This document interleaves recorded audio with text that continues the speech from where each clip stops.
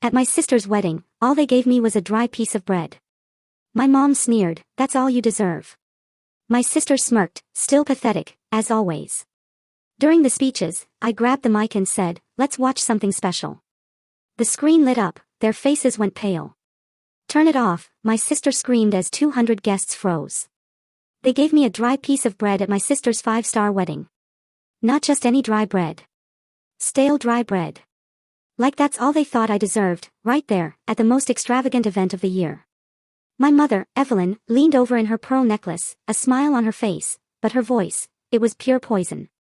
"This is enough for you, my sister." And then the glowing bride herself, Delaney, swept by in her designer heels, glanced at my lonely table, and whispered, "Pathetic." Can you imagine? Alone, no place card, no wine, not even a name on the guest list, just that one pathetic piece of bread. In that moment, I had two choices. Two very clear choices. I could walk out quietly, probably go cry in a bathroom stall like they expected me to, or I could remind them exactly who they were dealing with. So, I waited. I sat through the overly long ceremony. I sat through all the fake speeches about love and unity, the kind of things that make your teeth ache. And then, when the microphone finally started getting passed around, I stood up. Calmly. I looked out at the sea of expectant faces, and I said, "Let's watch something special, shall we?" The lights dimmed. The giant screen behind the head table lit up. And with one single click, you guys, everything began to crumble. What played wasn't just a video. Oh no. It was a confession. A betrayal. A secret they thought I'd never, ever discover. My sister's hand started shaking. My mother gasped so loud you could hear it over the music. The groom? He froze, absolutely rigid. Guests stared, eyes wide, mouths agape. And in those next 3 minutes, absolutely everything changed. You might think this is just another family drama. But believe me, it's not. This is the raw, unflinching truth behind a so-called perfect wedding. And it's what happens when the quiet one, the one everyone overlooks, decides not to stay quiet anymore. Stick with me, because this isn't about revenge. It's about justice. And trust me, it was only just getting started. My name is Iris Whitmore. I was 38 years old then, and for the past decade, I'd lived alone in a modest third-floor apartment in Brooklyn. I'm a photographer, but not the glamorous kind you see in movies, shooting fashion spreads or high-society weddings. No, I'm more of a quiet observer of life. My lens seeks truth in the mundane, wrinkled hands holding coffee cups, eyes that have seen war, children laughing, worn-out sneakers. It's not flashy work, but it's honest. And in a world obsessed with appearances, I'd learned to find dignity in that honesty. I rarely spoke about my family. Not because of some angry estrangement, but because, honestly, silence was often more bearable than the judgment I knew all too well. That afternoon, sitting in my small studio, I was editing a portrait of an elderly couple who'd been married for 50 years. The soft winter light spilled through the window, but my mind drifted, not to the warmth of the image in front of me, but to a photo that didn't exist, my own family portrait. I'd always been the other daughter. The one who didn't have Delaney's perfect jawline, or her effortless ease with strangers. While Delaney posed for pageant photos and bathed in applause at ballet recitals, I watched from backstage. Sometimes I'd hold her flowers. More often, I was just forgotten. My mother, Evelyn, used to say, Delaney was born to shine. Iris, dear, you're more of a shadow. Necessary, but best when quiet. Even as a child, I understood what that meant. I remember my 10th birthday. I waited with wide eyes and a party hat, hoping someone would show up at the little park Evelyn told me to wait in. No one did. I waited for over an hour before realizing that Evelyn had taken Delaney to a modeling audition across town. She'd completely forgotten about my birthday picnic. I walked home alone that day, holding untouched cupcakes in my lap on the subway. Years later, on high school graduation day, I wore a borrowed white dress and scanned the crowd after the ceremony. Parents laughed, cried, hugged their kids, handed them roses. I stood alone on the curb until my friend Julie's father offered me a ride home. Evelyn and Reginald never came. They had gone to Delaney's magazine photo shoot instead. "Oh, we thought your graduation was tomorrow," Evelyn had explained later, with a thin smile, as if that erased their absence. Now, staring at the half-finished photo on my screen, I stood up and walked to the hallway. My parents' Christmas card from last year still hung on the bulletin board. In it, Evelyn and Reginald smiled, with Delaney and her fiancé, Jasper, seated in front of a grand fireplace. Everyone wore coordinated cream and navy. I wasn't in the photo. I never had been, not in any of the family's holiday greetings sent out over the years. There were no raised voices in the Whitmore house growing up. No slamming doors, no dramatic exits. The exclusion was polite, intentional, and chillingly consistent. Evelyn believed in decorum above all else. If I didn't fit the narrative she wanted to show the world, I was edited out. Gently, but thoroughly. Reginald never protested. He was a man of few words, preferring to spend his evenings with newspapers and investor calls rather than with his daughters. When he did speak, his words carried the tone of a boardroom, not a living room. Delaney, for her part, was never cruel in the way children often are. She didn't mock me or fight with me. She simply ignored me, as if I existed in a parallel orbit, close enough to be seen, but too insignificant to affect her world. The only photos I had of the two of us were from early childhood, before Delaney learned she could be the center of attention without sharing the frame. That afternoon, I opened my closet and took down a small box of prints I'd never shown anyone. One by one, I pulled out snapshots from our family home. The edge of a kitchen table where Evelyn sat, sipping wine. The empty hallway outside Reginald's office. Delaney's pageant crown glinting on a windowsill. None of them were portraits. They were observations, quiet, distant, but hauntingly intimate. It was my way of remembering what it felt like to be there and never truly be seen. I set the box down and looked at my calendar. A red circle around Saturday. Delaney's wedding. I hadn't even decided whether to go. The envelope had arrived a week earlier. Thick paper, gold lettering, addressed not as Dear Sister, or even Iris Whitmore, but to Ms. Iris Whitmore. No note inside. No phone call.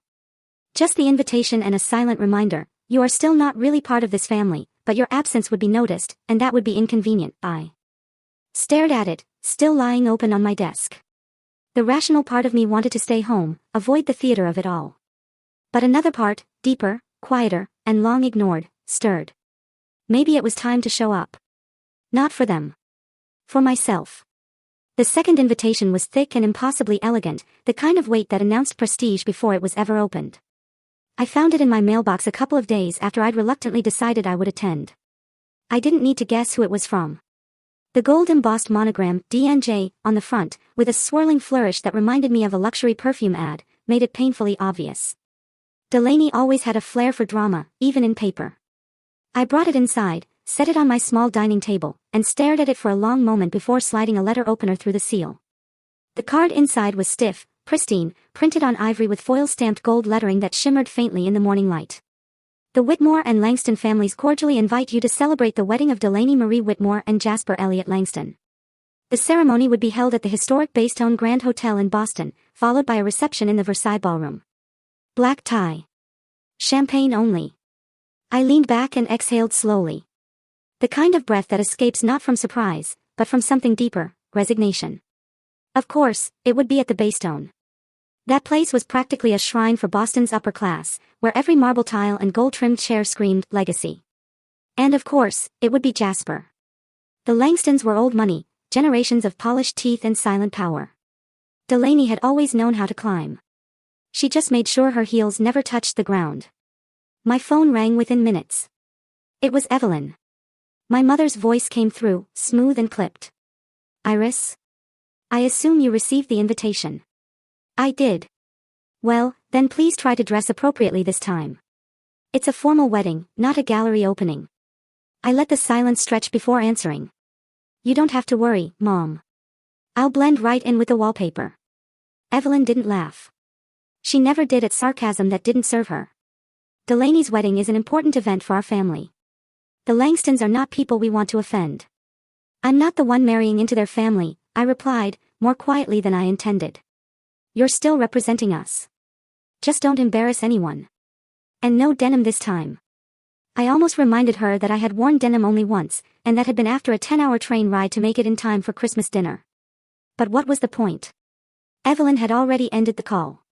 Later that afternoon, while sorting through prints for a client, my phone buzzed with a new message. It was from Delaney. The tone, as always, was breezy, an effortless mix of warmth and passive command. Hey sis, so excited you're coming. Quick favor, would you mind snapping a few pics during the reception? Nothing fancy, just candid moments. You know, you've got the best eye, and we figured since you're family, it'd be super meaningful. And free, of course. Ah. I stared at the screen. I could almost hear the way Delaney's voice would rise slightly on the word free, as though it was a joke, as though it wasn't entirely expected. My fingers hovered over the keyboard. For a moment, I considered declining outright, but I knew what that would trigger. A call from Evelyn, a passive-aggressive tirade about selfishness, about how you never do anything for your sister, even though she's always included you. It would turn into a conversation I had already played out in my mind 100 times. So, I replied politely, but firmly, I appreciate the thought, but I'd like to attend as a guest this time. Delaney never responded. That evening, the sun dipped below the Brooklyn skyline in a wash of amber and steel. I was pouring tea when my phone rang again. Unknown number. I answered cautiously. Miss Whitmore, this is Sylvia Renner's assistant. I'm calling on behalf of Clarion Gallery. My heart skipped. We're pleased to inform you that your work has been selected for our spring showcase, Portraits of Solitude. Sylvia loved your submissions. She said, your eye is unflinching. For a moment, I couldn't speak. I had submitted that series almost a year ago. Intimate, raw portraits of people caught in quiet reflection.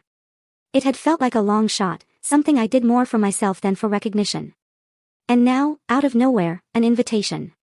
Thank you, I managed, my voice barely steady. That's incredible. You'll be receiving the formal confirmation by email, but Miss Renner said to let you know personally. She believes you have something rare. When the call ended, I stood still in the center of my apartment, hand pressed against my chest as though trying to keep the moment inside me. I picked up my phone, and despite myself, called my mother. It rang 3 times before Evelyn answered. Hello. Hi, Mom, I said. I just wanted to share something. I got accepted into Clarion's spring show. Sylvia Renner herself chose my work. There was a pause. Just long enough to leave a bruise. That's nice, Iris. Listen, I'm in the middle of finalizing some seating plans for the wedding. Can we talk later? The line went dead. I lowered the phone slowly, then placed it down without a sound. A golden wedding. A golden opportunity. 2 invitations. One handwritten in art and effort. The other mass-printed and sealed in silence. I knew which one mattered more. The Baystone Grand gleamed beneath the pale winter sky, its towering facade flanked with white columns and gold-trimmed doors that glinted in the morning sun. I stepped out of the hired town car, my emerald green dress brushing against my calves as a cold gust swept through the hotel courtyard. The dress was modest. No sequins, no lace, just clean lines and quiet elegance, like everything I chose. I adjusted the strap of my purse, steadying myself before walking through the ornate revolving doors. Inside, guests milled about the cathedral-style lobby, all dressed in layers of wealth. Men in tuxedos, women in designer heels that clicked against the marble floors. Conversations floated in the air, crisp with laughter and polite compliments. I stood quietly, eyes scanning the floral arrangements that trailed up the grand staircase. White lilies, of course. Delaney always liked symbolism, especially when it made her look innocent. A young woman in a black headset approached me with a clipboard and a rehearsed smile. Miss Whitmore, welcome. If you'll follow me, I'll show you to your table. I nodded and followed, my heels soft against the carpeted hall as we passed the glittering ballroom entrance. I assumed my seat would be near the back. I wasn't naive. But when the attendant led me down a narrow corridor, past the main reception doors and toward a far corner near the emergency exit, I felt my stomach sink. Here you are, the woman said, gesturing toward a round table set for one. A single name card sat in front of an empty plate. Iris Whitmore. The table was tucked beside a coat rack and a glowing red exit sign. It was removed. Just enough from the main room to feel forgotten, but close enough to still hear the string quartet playing inside. The other tables were adorned with candles, gold-trimmed menus, crystal glasses. My table had none of it. I sat down slowly, adjusting the hem of my dress over my lap. I noticed it then, a small porcelain plate placed at the center of my setting. On it, a single piece of dry bread. No butter, no garnish, no explanation. I blinked. Surely, it was a mistake. I looked around, searching for a server. Instead, I saw Evelyn.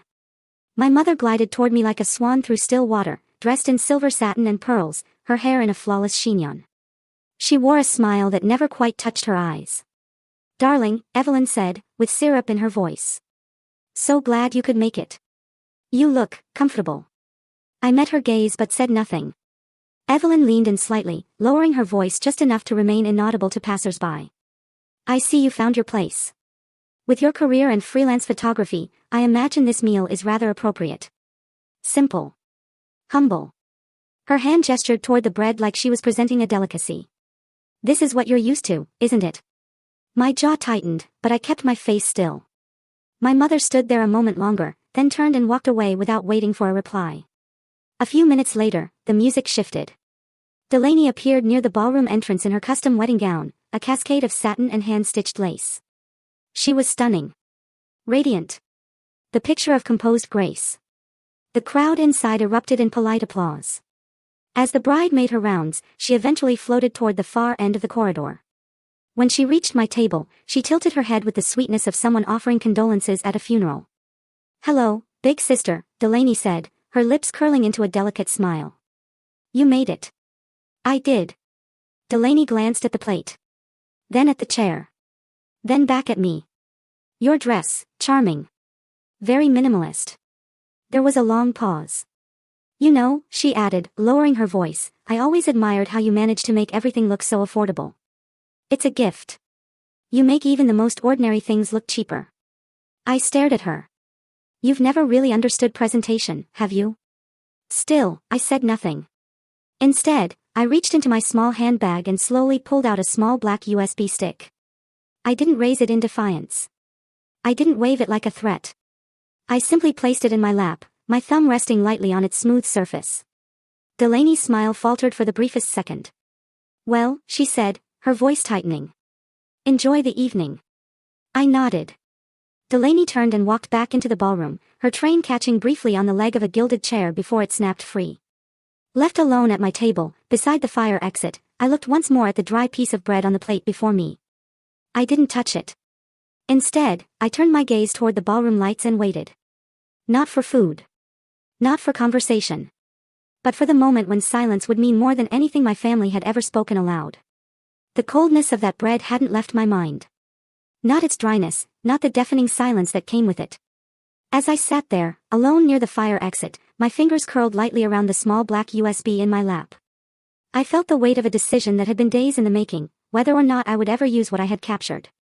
And now, in the quiet just before the speeches, my mind drifted back to the night it all began to take shape. It had been 3 weeks earlier, at the Langston family's private engagement party for Delaney and Jasper. Hosted in the rooftop lounge of an elite hotel overlooking Boston Harbor, the event had been less a celebration of love and more a display of legacy. Delaney had insisted that I bring my camera. Not as a professional, of course, she'd said with a breezy laugh, just for a few candid shots to make Mom happy. I had shown up with my smaller rig, more out of habit than obligation. I didn't want to make a scene, and I had long ago learned to choose my battles. Most of the night I stayed in the corners, capturing blurred moments through glassware, children chasing each other under the chandeliers, Jasper making polite rounds through guests who whispered his name like royalty. I knew how to be invisible, and I preferred it that way. My lens gave me cover. My silence gave me power. Toward the end of the evening, after most of the guests had moved to the open terrace to watch the fireworks, I had wandered back into the empty lounge to adjust my camera settings. That's when I saw Delaney. Alone. Near the bar. Her phone lit up in her hand, her expression drawn tight. She didn't notice me behind a glass column. I instinctively raised my camera, adjusted the focus, not to photograph, but to observe. Delaney was typing quickly, her brows furrowed, lips pressed. Then she paused, read something, and smiled. I couldn't see the full message, but as Delaney turned slightly, the screen came into view, just enough for my lens to catch a single line before it disappeared. Tonight, one last time, my bed, not Jasper's. It was jarring. Intimate. Reckless. Delaney looked around, slipped her phone into her clutch, then headed toward the private elevator without a word. I hesitated only for a moment before following, slowly, careful to stay out of sight. I had no intention of confronting her. I just wanted to know. To understand. The elevator doors closed behind Delaney, and I took the stairs, 2 floors down, exiting discreetly into the underground parking structure. I knew Delaney's car, the silver coupe our father had bought her for graduation. It sat alone at the far end, near the hotel's rear entrance. I waited in the shadows, camera slung at my side, my breath shallow in the cold, concrete air. Minutes passed. Then a black SUV pulled in and parked beside the coupe. The driver stepped out. A tall man in a fitted coat, clean-cut, confident. He looked familiar. Cole Maddox. One of Jasper's business contacts, if I remembered correctly. I'd seen him once at a charity function. Charming, and far too smooth for his own good. Delaney got out of her car and walked straight into his arms. There was no hesitation, no pretense. The kiss was slow, deep, familiar. Not the thrill of a new affair, but something older, something worn in. I lifted my camera. I hadn't meant to, but my hands acted before my mind caught up. I switched to video mode and pressed record. I didn't zoom in. I didn't need to. It was enough to see what was happening. Enough to remember. They talked briefly. Delaney laughed softly, brushing his coat lapel. And then they disappeared into the back seat of the coupe. The door closed behind them. I stopped recording. I stood still for another minute, not moving, then walked away without looking back. I never showed anyone the footage. I told no one. For days afterwards, I convinced myself it wasn't my place. Maybe Delaney had her reasons. Maybe it wasn't my job to ruin a wedding, no matter how cold the relationship between us had become. I had kept the clip on a backup drive, unnamed, buried beneath a dozen folders of client work. Until today. Until I arrived at my sister's wedding wearing a quiet, carefully chosen dress, only to be seated near an exit like a stranger. Until my own mother walked by and dismissed me with a smile, as if she hadn't raised me. Until my sister, wrapped in white lace and self-importance, stood over me with the audacity to insult me to my face. Until the dry bread. That was when I knew. I didn't see it as vengeance. Not exactly. It wasn't rage that moved me. It was clarity. Years of being diminished, erased, laughed at. I didn't want to fight. I wanted a reckoning. And so, as the orchestra finished their final prelude and the sound of silverware clinked in distant rhythms beyond the door, I closed my hand around the USB in my lap. The one that contained not only the video from the garage, but the recording from the engagement party. My camera had picked up more than I realized that night. Words. Smirks. Voices. It was all there. And tonight, everyone would see it.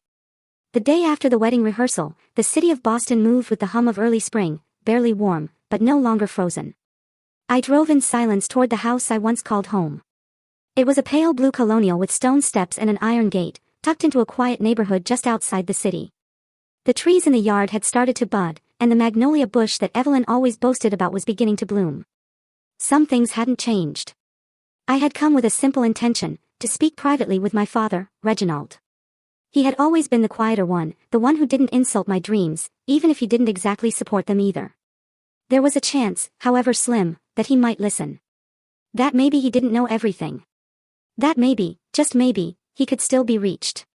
Parking at the end of the drive, I grabbed my bag, phone, and camera, still with me from the wedding prep, and walked to the side entrance.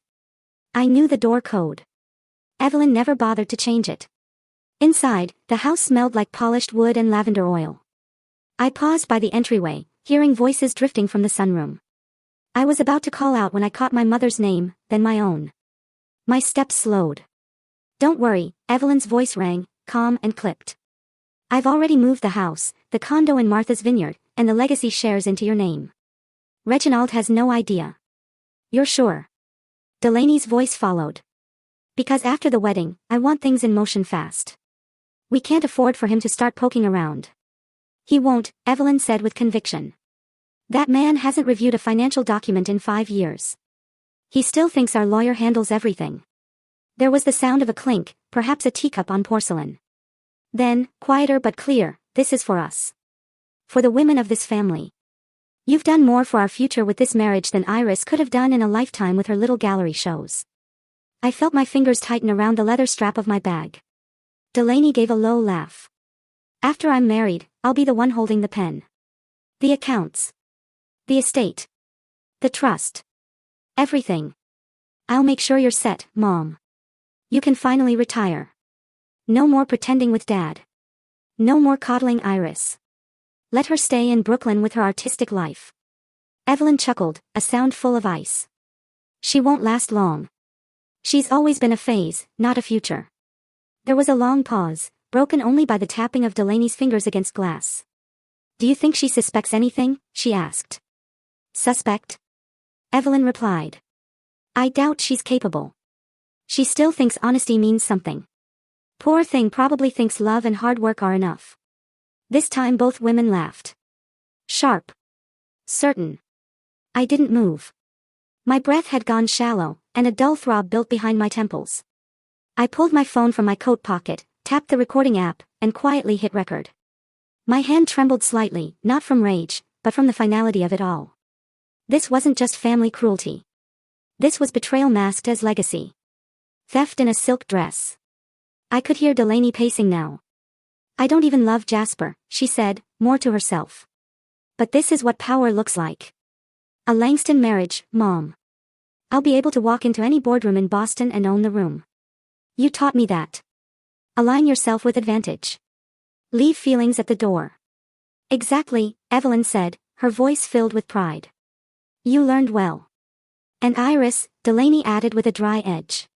She's just background. Like wallpaper. We keep her around so no one accuses us of being heartless. But after the wedding, I say we cut the polite act. I agree, Evelyn said smoothly. No more invitations. No more forced holidays. She'll fade, and we'll flourish. I blinked back the sting in my eyes, not from their words, but from the brutal honesty of it all. It wasn't jealousy I felt. It was clarity. My mother and sister weren't merely thoughtless. They were architects of deceit. This wasn't just about Delaney's affair. This was about rewriting inheritance, silencing voices, and erasing anyone who didn't serve their narrative. I watched the recording meter tick upward, 1 minute, 2, 3, until the conversation began to drift to brunch menus and honeymoon details. Then I slowly backed away, retracing my steps toward the side door. I didn't slam it. I didn't cry. I didn't even feel the weight of the betrayal yet. That would come later. For now, I had a recording. And soon, they'd have an audience. The ballroom shimmered with light as the orchestra finished its gentle interlude. Crystal chandeliers sparkled above tables dressed in white silk and gold-trimmed menus. Waitstaff moved in quiet choreography, refilling champagne glasses and clearing empty dessert plates. The air held that peculiar stillness just before formalities resumed. At the head table, Jasper stood and raised his glass with a broad smile. His father, Douglas Langston, beside him, a man with a politician's voice and a banker's restraint, addressed the crowd with ease. To family, Douglas said, pausing to let the clink of glasses echo in the silence. To the joining of two legacies. To the future of Jasper and Delaney, may their union be as enduring as their names. Applause followed, warm and practiced. Then the MC returned to the microphone, flipping through a small stack of note cards. Before we conclude the evening, we have one final toast. A special message from the bride's sister, Iris. There was a brief shuffle of surprise in the room. Delaney's smile faltered for the first time that evening. Evelyn, seated 2 seats away, stiffened slightly. I stood calmly, my emerald green dress, simple yet dignified, catching a soft glint beneath the ballroom lights. I held no glass, no notes. Walking toward the front with slow, deliberate steps, I turned to face the guests. I appreciate the opportunity, I began, my voice clear and even. But I won't be offering a toast tonight. A murmur went through the room. Chairs creaked. Someone coughed. I'm not here to offer blessings or rehearsed sentiment, I continued. I came with something else.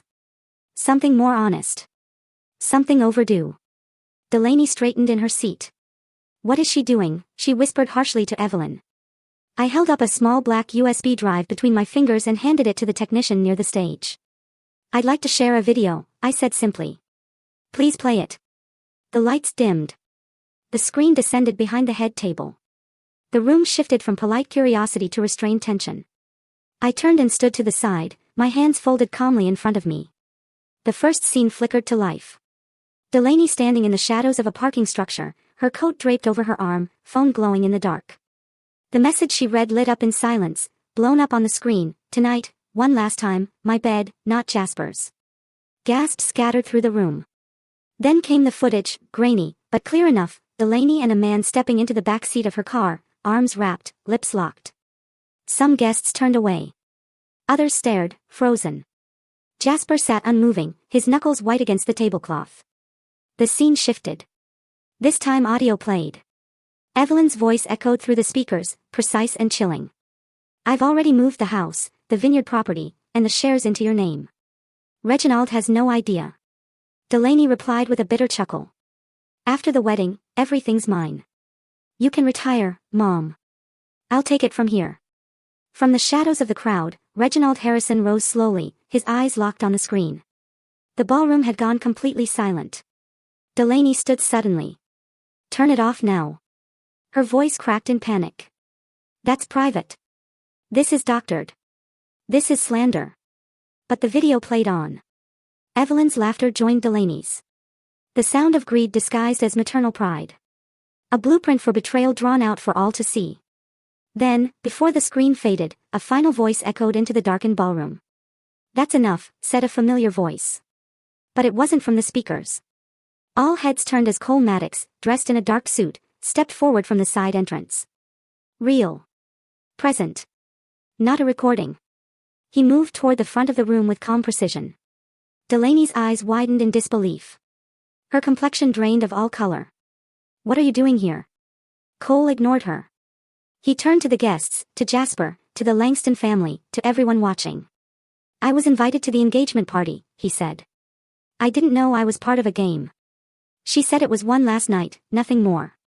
His voice remained steady. But it became clear that I was just another tool. A man used to hurt another. I had a feeling she'd twist the story, so I recorded our conversations. I have everything. Every message, every plan.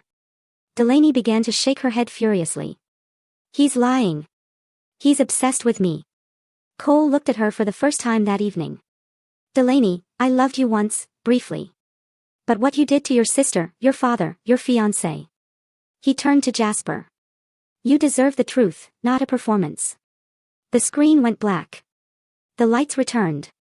The ballroom remained silent, and in that silence, the truth finally stood taller than the decorations, the wealth, or the reputation they'd all fought to maintain. Jasper Langston didn't move for a moment. His fingers twitched slightly at his sides as the last echo of Cole Maddox's voice faded from the speakers around him. The wedding ballroom stood still, as though the ornate chandeliers themselves were holding their breath. Delaney had stopped crying, though her face was stained with blackened mascara, and her body hunched as if trying to hide from a world that had suddenly turned its back. Evelyn sat beside her, lips pressed into a bloodless line, eyes darting across the room like a cornered animal. And then Jasper stood. He didn't look at Delaney. He didn't look at the crowd. Instead, he reached slowly for his left hand and removed the platinum band he had placed on his finger not 2 hours ago. Holding it between his thumb and forefinger, he stared at it for a long moment. I loved a lie in a white dress, he said quietly. His voice wasn't raised, but it rang out across the ballroom like a final bell. He placed the ring down gently on the linen-covered table and turned to his parents. Douglas Langston and his wife, Elizabeth, had remained composed during the entire scandalous unfolding. But now, the steel in Douglas's jaw had hardened. He stood beside his son, tall and grim, and turned his eyes toward Evelyn Whitmore. This marriage, he said, was not just a personal union. It was a business alignment, one we considered sacred. But deceit is not a value we do business with. Evelyn opened her mouth to protest, but Douglas cut her off with a sharp glance. As of this moment, the Langston Group withdraws from all pending and proposed partnerships with Whitmore Holdings. Effective immediately, any outstanding negotiations are null. The words hit harder than anything I had said or shown. Gasps broke from the lips of several guests who worked in finance or society circles. They knew what this meant. The Whitmore name would take a fall, not just socially, but financially, and fast. Delaney collapsed into her chair, hands covering her face. Jasper, without another word, turned and walked away from the table, his mother following quietly, her hand on his shoulder. And then Evelyn broke. This is your fault. She screamed, rising so quickly her chair tipped behind her. You. She pointed a trembling, manicured finger at me. You orchestrated this circus. You ruined my daughter's wedding. You destroyed everything we built. But the crowd was no longer listening. Guests had begun to rise from their seats, collecting their purses, their coats, their dignity. Conversations murmured like wind in the trees, soft, swirling, but unmistakably moving in one direction. She deserves better, one woman whispered as she passed me. I had no idea Delaney was like that, a man muttered to his wife. No one looked at Evelyn. Sit down, she barked at no one. This isn't over. Her voice cracked again, hoarse and shrill. Do you know who we are? We are the Whitmores. No one answered. The orchestra had long stopped playing. The only sound was the rustle of dresses, the scrape of chairs, the slow, echoing footsteps of guests who had seen enough. I stood still, my hands calmly at my sides. My eyes focused on nothing in particular. The silence felt heavier now, not out of shame, but out of finality. I didn't feel victorious. I felt unburdened. From the far end of the room, near the now darkened video screen, Reginald Harrison remained seated. He hadn't spoken a word since the video played. His tie was loosened, his eyes unfocused. But as the guests emptied the ballroom and the Whitmore name collapsed beneath the weight of its secrets, he finally turned to look at me. Our eyes met. He didn't speak, didn't offer comfort, apology, or anger. Just a long, unreadable stare from a father who had just realized he'd built his family legacy on sand. And I, though I said nothing either, knew one thing clearly now. The fall had begun. The ballroom had emptied out, leaving only the faint scent of white roses and spiced candle wax lingering in the air. Servers moved quietly through the ruins of what had once been a picture-perfect wedding, clearing half-finished glasses of champagne and untouched slices of cake. In the distance, Evelyn's voice had long since fallen into silence, either by exhaustion or disbelief. Delaney was nowhere to be seen. I remained near the stage, my green dress now slightly wrinkled, my face still composed, though my soul trembled with everything that had just unraveled. I hadn't noticed the woman in the dark burgundy coat until a voice called my name, soft, but firm. Iris Harrison. I turned, startled, to see a figure I hadn't seen in almost 2 years. Sylvia Renner stood tall, composed, her silver-gray bob neatly in place, her black gloves still held in one hand as if she'd just arrived from an art auction.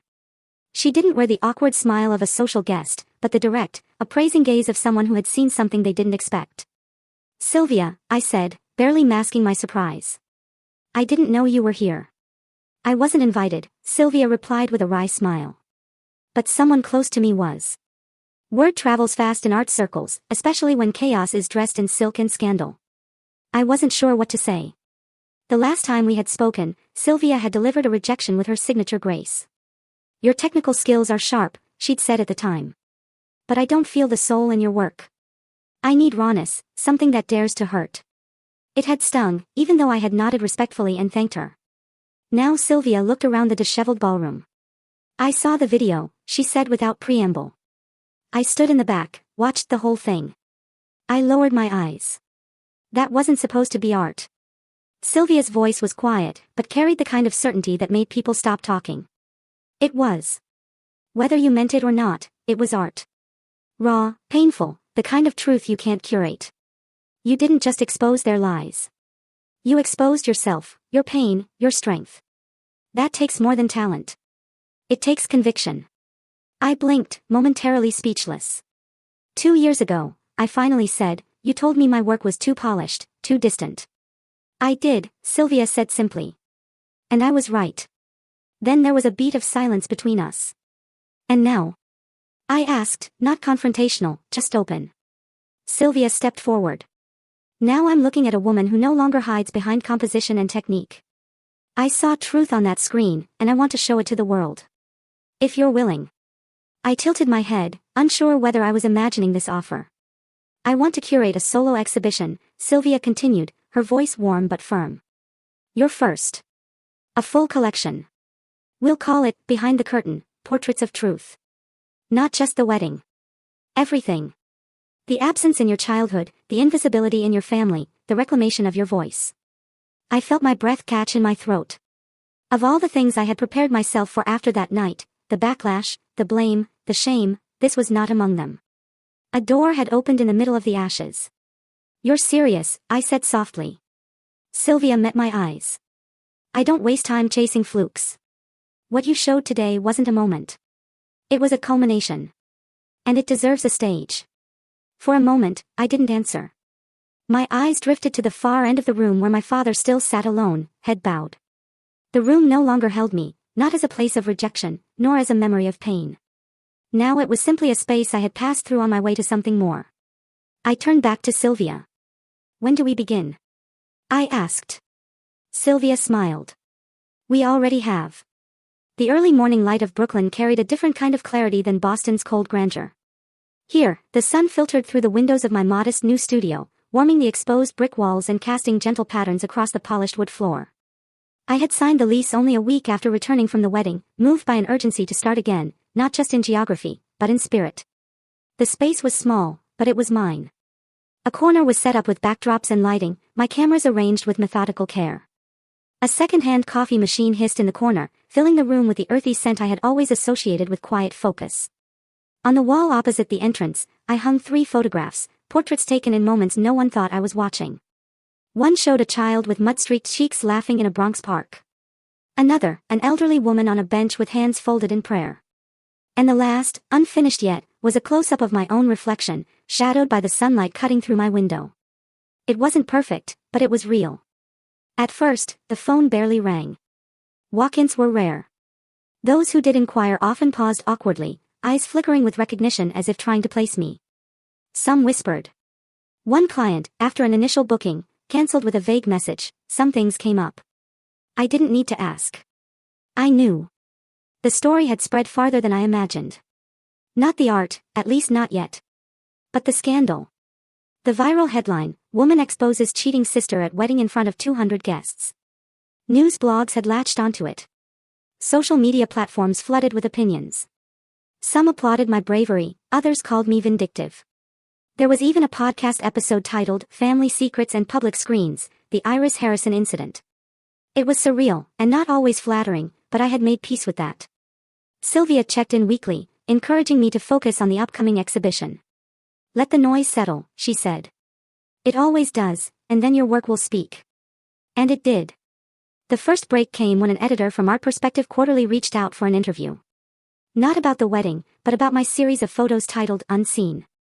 I hesitated, wondering if it was just another angle to sensationalize my story. But the editor surprised me.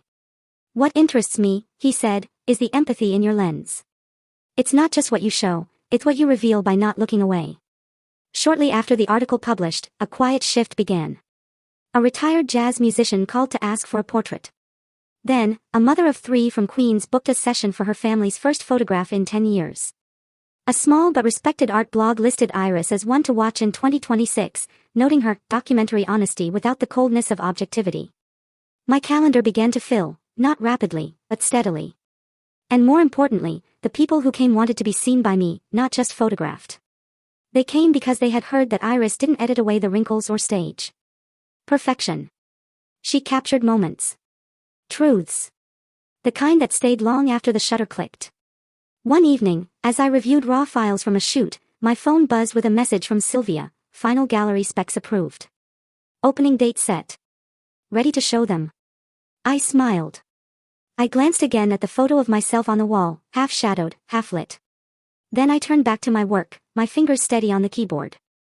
I wasn't hiding anymore. The new chapter hadn't arrived with a parade or an apology. It had crept in, quiet and certain, like light through an open window. And it felt like home. In the days following the wedding, the Whitmore name became something of a cautionary tale in the upper circles of Boston society. What had once been whispered admiration turned swiftly into loud disapproval. And Evelyn Whitmore, once the queen of chamber music luncheons and art fundraiser galas, found herself without a single invitation. It began with a cold silence.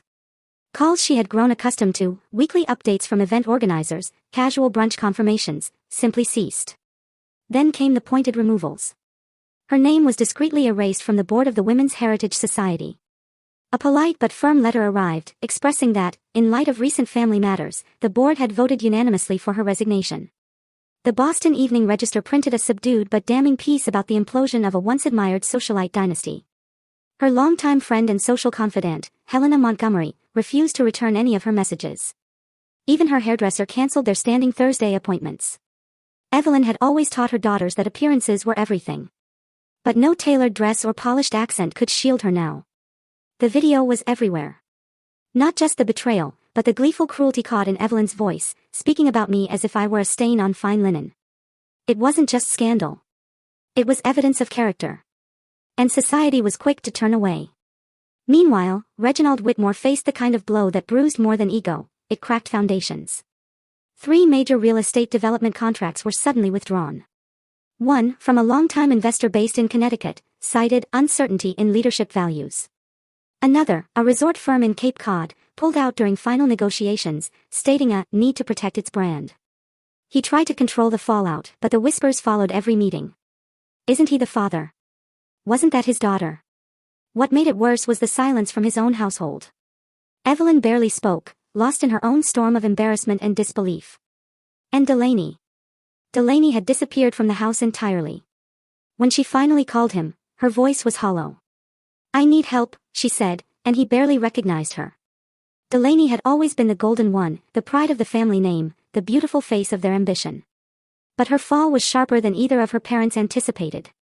Jasper had not only ended the engagement publicly but refused to answer any further calls. His mother, Sylvia Langston, issued a swift and scathing press statement clarifying that the Langston family had no ongoing or future affiliations with the Whitmores.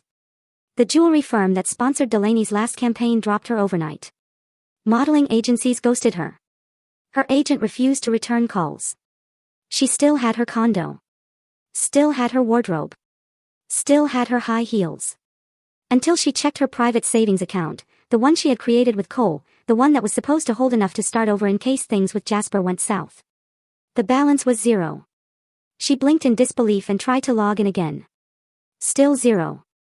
When she called Cole's number, it went straight to voicemail. The last message she'd received from him just a few weeks earlier had said, "Relax, beautiful. After the wedding, we'll be set." Now his social media had vanished. His apartment was empty. No mutual friends had heard from him. In a quiet, sterile moment inside her empty condo, she sat on the floor, shoes still on, and stared at the phone in her hand. Her mascara had long since smudged, her breath shallow, her thoughts darting towards something she had never dared imagined. She had been played. She had played everyone, her fiancé, her family, even me. But in the end, the one person she thought she could control had turned out to be playing her all along. She didn't cry, not at first. But as the hours wore on and her messages to Cole remained unread, the shock twisted into something darker. Her empire, built on manipulation and beauty, had crumbled in a single weekend. And there was no one left to help her pick up the pieces. Back in Boston, Evelyn stood at her kitchen window, stirring a cup of tea she wouldn't drink. Her reflection in the glass looked older, smaller somehow. She had once ruled over charity auctions and tea parties. But now the silence in the room was heavier than any social defeat. She had no gallery opening to attend, no press luncheon to host, no daughter to boast about. All she had was a story playing over and over in the minds of every person who had once admired her, a story she couldn't rewrite, and a truth she couldn't silence. The Whitmore name had not just fallen, it had imploded.